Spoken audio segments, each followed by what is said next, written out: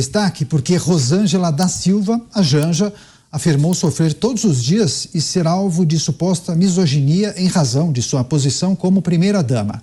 As declarações foram feitas durante uma formatura na Escola de Eletricistas da Neoenergia, da qual Janja participou ao lado da ministra das Mulheres, Cida Gonçalves, nesta quarta-feira. Em seu discurso, ela declarou ainda que vai tentar ressignificar o papel de uma primeira-dama nestes 4 anos. Cláudio Dantas queria a sua análise, sua avaliação. Faz sentido essa reclamação, esse desabafo da primeira-dama? Vê elementos para ela afirmar que sofre de misoginia? Agora, ser primeira-dama é ter telhado de vidro, não é, Dantas? Sofá de 67 mil também. Olha, virou um refúgio, né? Você viu aí a situação na CPI do MST também. Tudo vira vitimismo. A primeira-dama se expôs às críticas. A primeira-dama vem atuando de uma forma que, de fato, é difícil elogiá-la. A sua postura, ela não condiz com a postura de alguém, né, que é casado, que tem uma representatividade importante no poder, que é casada com o presidente da República, né? Ela tem viajado junto com Lula, tem feito vídeos, né? Desfila aí com modelitos, enfim, ela parece que está ainda vivendo realmente um conto de fadas, né? Ela parece que está até distante, né, da crise de governabilidade que o seu marido enfrenta. A Janja parece que está num universo paralelo. Isso é muito ruim para quem está num campo ideológico que faz o discurso pró-trabalhador, né, pró-social, pró-combate à fome, pró-combate à miséria, né? E ela, o que ela faz é esbanjar. Ela está sempre com alguma peça de grife, alguma bolsa, um acessório, uma roupa, grife mesmo, né? Peças caríssimas, peças que a maioria absoluta dos brasileiros nem sonha em ter, né? E alguns não conseguiriam nem a falsificada em um site chinês. Então, ela não pode alegar misoginia, ela precisa se adequar ao cargo. Eu sempre digo que as nossas autoridades, a maior parte, elas não estão à altura, né, dos cargos que ocupam. É preciso ter estatura moral, é preciso ter envergadura para ocupar certos cargos, é preciso respeitar, né, até a ritualística, né, institucional de certos cargos. Você precisa respeitar as instituições, é disso que se trata. Quando você tem uma conduta que ela não está adequada ao cargo, você, na verdade, está desrespeitando a instituição. Você está reduzindo, rebaixando aquela instituição e fica, naturalmente, aí à mercê das críticas. Então, olha, não tem como fugir das críticas da sociedade. Ainda mais hoje, com essa democratização do espaço público através das redes sociais. Aliás, redes que querem, né, censurar, que querem regular, justamente para evitar essas críticas. As pessoas hoje, elas não precisam mais da imprensa, né, para saber o que está acontecendo. Elas acompanham tudo isso através das redes sociais. E essas autoridades se expõem através dessas mesmas redes sociais. O PT falava muito de democracia direta. Essa está aí. Não aguenta a democracia direta? A democracia direta é isso, é o cidadão, o eleitor, o pagador de impostos, colocando o dedo na ferida, né? Apontando, dizendo que não gosta, dizendo que, olha, eu não estou afim de ficar bancando a primeira-dama, dando a volta ao mundo, né? Sem nenhum tipo de consideração com a sociedade, com uma sociedade que vive realmente aí numa situação bastante crítica, né? Então, a Janja não tem o que fazer. Ou ela assume a sua posição e entende essas críticas e tenta absorver essas críticas e usar essas críticas para crescer como pessoa e como autoridade, ou ela vai ter de sumir, vai ter de desaparecer do convívio público para que não seja criticada. Agora vamos girar com o Roberto Mota no Rio de Janeiro. Mota, para evitar comentários, críticas, acredita que Janja, que diz estar sofrendo todos os dias no papel de primeira-dama, poderia ser mais discreta, isso poderia aliviar o lado dela? Canhoto, eu acho que o problema é um pouco maior. É um problema que afeta, eu diria que o PT e talvez a esquerda como um todo, né? É aquela cena que a gente vê com frequência do político esquerdista falando da fome, das pessoas que têm fome, e quem tem fome tem pressa, e no dia seguinte esse político está pegando uma business class para Paris, para passar um tempo matando a fome dele com brioches e croissants. O PT agora, no seu 5º mandato, eu acho que às vezes decidiu testar os limites de paciência e de tolerância das pessoas.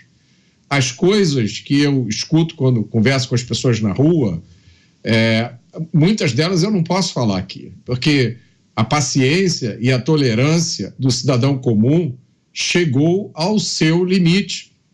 Nós vemos pessoas, o cidadão comum brasileiro, se matando de trabalhar para conseguir chegar no fim do mês e pelo menos pagar algumas contas. Todo mundo que tem uma família no Brasil hoje dificilmente dorme tranquilo, porque as preocupações vêm de todo lado. Nós moramos num país onde ainda são assassinadas 40 mil pessoas por ano. Apenas 8% desses homicídios são solucionados. Nós moramos num país, ontem saiu uma pesquisa, onde de cada 10 crianças do 2º ano do ensino fundamental, apenas 4 sabem ler e escrever. É um país onde, durante a pandemia, as escolas ficaram fechadas por mais de um ano. E o que isso significou para as crianças pobres que moram em comunidades? Muitas delas perderam o seu futuro. Mas o mais importante era satisfazer os sindicatos e a lacração dos políticos esquerdistas. A gente vive num país onde ninguém sabe o que vai acontecer amanhã. Ninguém sabe, amanhã você vai acordar e vem uma notícia que vai te surpreender, do imposto novo que foi criado, do preço do item essencial para você que subiu, de uma lei que valia, mas não vale mais. Então, aquela coisa que você fez, ou aquele negócio que você fechou, baseado naquele entendimento, agora não vale mais. Agora mudou tudo. E no meio disso tudo, nós assistimos o espetáculo de uma elite formada pelos grandes cérebros da esquerda que vive como vivia a corte do rei às vésperas da Revolução Francesa. Zé, agora, deputado Ricardo Salles aqui com a gente no estúdio. Falta para a primeira-dama, Salles, fazer uma reflexão meia-culpa para entender justamente as razões dessas críticas? Não há dúvida que é um elevado grau de deslumbramento com o cargo. Quando você vê aquela história do sofá de 65 mil, travesseiro de 18 mil, uma diária do Lula agora em Madrid, 700, não sei, quase, não sei lá, 900 mil reais para passar um dia em Madrid. Aí agora vão pegar o Airbus que o Bolsonaro comprou para servir as Forças Armadas e vão converter o Airbus, já tem um avião presidencial, vão converter um Airbus A330 para ser o avião para o casal presidencial poder dormir nas viagens e fazer o Lula não ficar tanto cansado. Quer dizer, o Brasil não pode passar por esse tipo de situação. E essa vitimização, esse discurso, ele é falso. Você veja o que aconteceu, eu vou voltar aqui rapidamente ao tema da CPI. Na terça-feira, esse casal que foi lá de Sem Terra, a senhora, se eu não me engano, chamado Neucilene, uma senhora negra, pobre, mãe, foi humilhada pelos deputados da esquerda quando estavam tentando desqualificá-la. Uma humilhada sem dó, inclusive pelas mulheres. Ou seja, esse discurso ele é manipulado para se fazer de vítima e fugir muitas vezes do mérito das questões, fugir muitas vezes daquilo que interessa, né? Se esconde atrás dessa carapaça, se fazendo de vítima, né? Nós estamos padecendo nos dias atuais de diferentes tipos de vitimismo. A pessoa não defende mais as ideias ou não se coloca conforme princípios e valores. Ela se vitimiza como forma de debater. Isso é vergonhoso. Janja diz que sofre todos os dias no papel de primeira-dama. Quem vai trazer a sua reflexão sobre o assunto? Tiago Pavinato, queremos escutá-lo. Pavi. Sofro todos os dias no papel de primeira-dama. Sofrimento não deve ser por conta do papel social. Mas a única coisa que pode se passar pela minha cabeça é o dever marital. Porque nós temos no Brasil quase 50 milhões de mães que estão endividadas a ponto de não saberem o que vão dar de comer aos seus filhos. E dessas 50 milhões de mães, olhando o número de endividamento das famílias do Brasil, eu quero contar aqui a história da dona Benedita. A Benedita, que hoje tem mais de 60 anos, mas que quando tinha 19 cursava matemática. E ela cursava matemática numa faculdade particular e trabalhava num supermercado. Porque ela sustentava a despensa da casa dos pais e pagava cursos para os irmãos, o salário da dona Benedita não entrava mais no bolso dela e ela não pagava mais a faculdade para sustentar a casa e pagar os cursos dos irmãos, e ela largou a faculdade. Dona Benedita se casou, teve 2 filhos, se tornou dona de casa.